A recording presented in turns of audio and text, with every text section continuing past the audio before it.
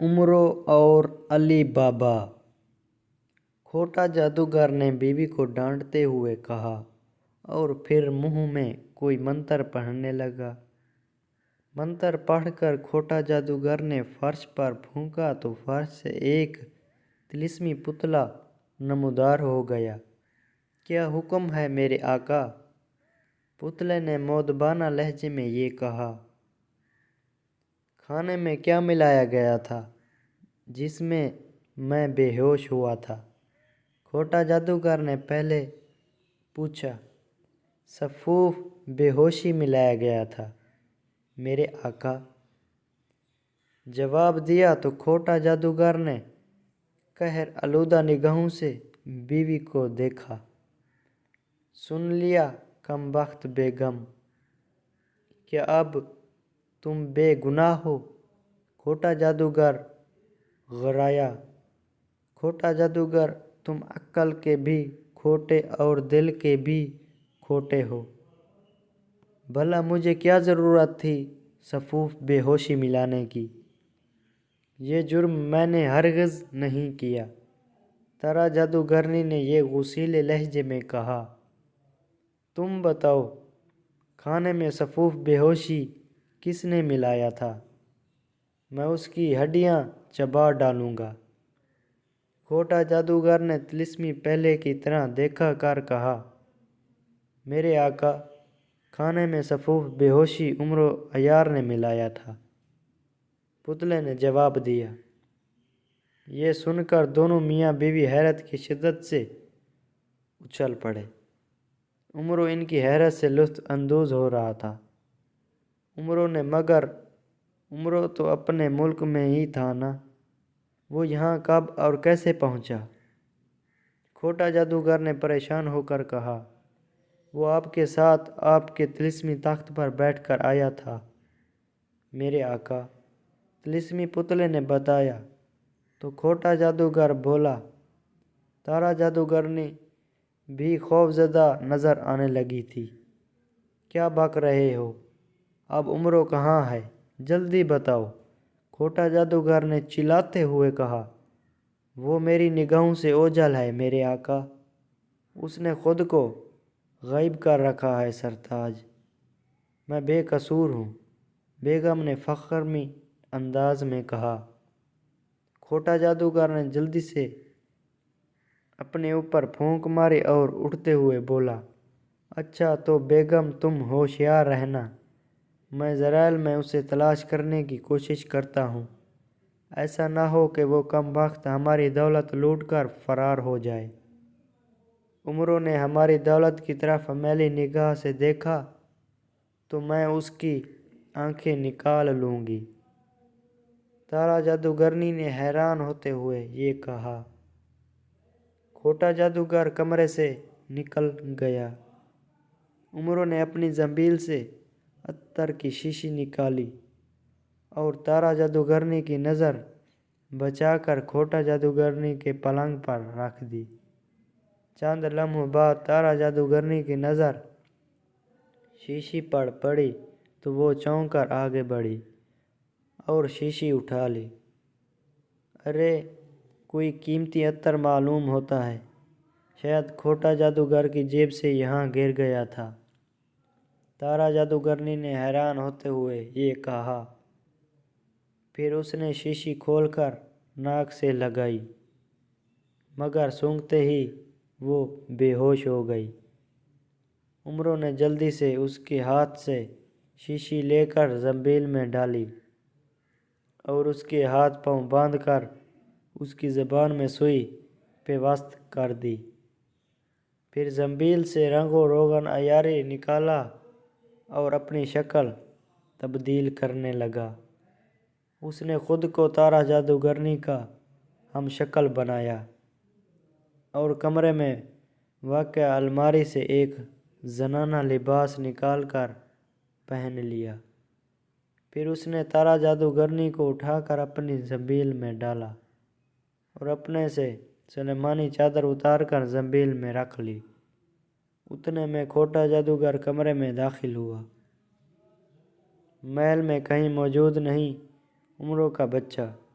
کھوٹا جادوگرنی نے عمرو سے کہا جو تارا جادوگرنی بنا ہوا تھا، میں نے ابھی ابھی طلسمی پہلے سے معلوم کیا ہے کہ عمرو تمہارے ہوش میں آتے ہی محل سے فرار ہو گیا تھا۔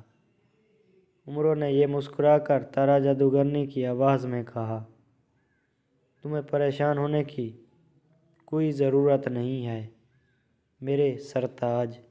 اس کی بات سن کر کھوٹا جادوگر کو اطمینان ہوا اور وہ پلنگ پر بیٹھ کر کچھ سوچنے لگا۔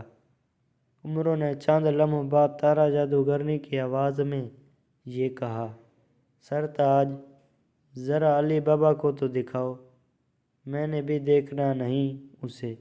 جاہل عورت، علی بابا انسان ہے، بندر نہیں جو تمہیں اس کا تماشا دکھاؤں۔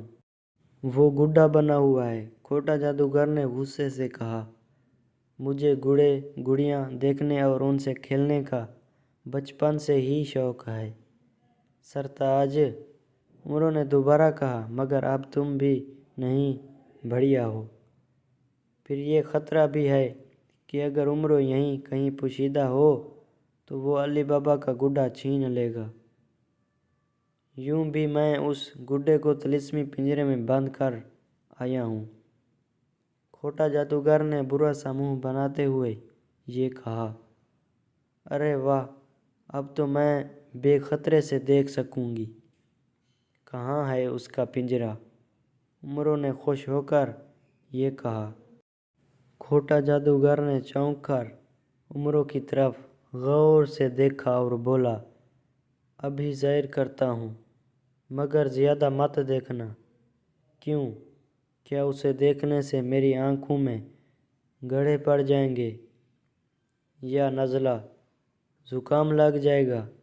عمرو نے پوچھا، لیکن کھوٹا جادوگر نے جواب دینے کی بجائے ایک منتر پڑھا اور عمرو پر پھونک دیا۔ دوسرے ہی لمحے عمرو کے چہرے سے روشن یاری غائب ہو گیا اور وہ عورت کی نظر کے بجائے اصل شکل میں نظر آنے لگا۔ عمرو یکدم گھبرا گیا، مگر اس سے پہلے کوئی بچاؤ کا چارہ کرتا۔ کھوٹا جادوگر نے اس پر دوسرا منتر پھونکا اور عمرو ایک بڑے پنجرے میں بند نظر آنے لگا۔ ہا ہا ہا، عمرو عیار، آخر تم میری گرفت میں آ ہی گئے نا؟ کھوٹا جادوگر نے قہقہا لگاتے ہوئے یہ کہا، او کھوٹے عقل کے موٹے، کانوں کے کھوتے اور کنویں کے لوٹے، اس میں خوش ہونے کی کیا بات ہے؟ عمرو نے غضبناک ہو کر یہ کہا، کیا یہ کم خوشی ہے کہ میں نے علی بابا کے بعد تمہیں بھی گرفتار کر لیا ہے؟ کھوٹا جادوگر نے ہنستے ہوئے یہ کہا، اس سے تمہیں کیا فائدہ ہوگا، احمق آدی؟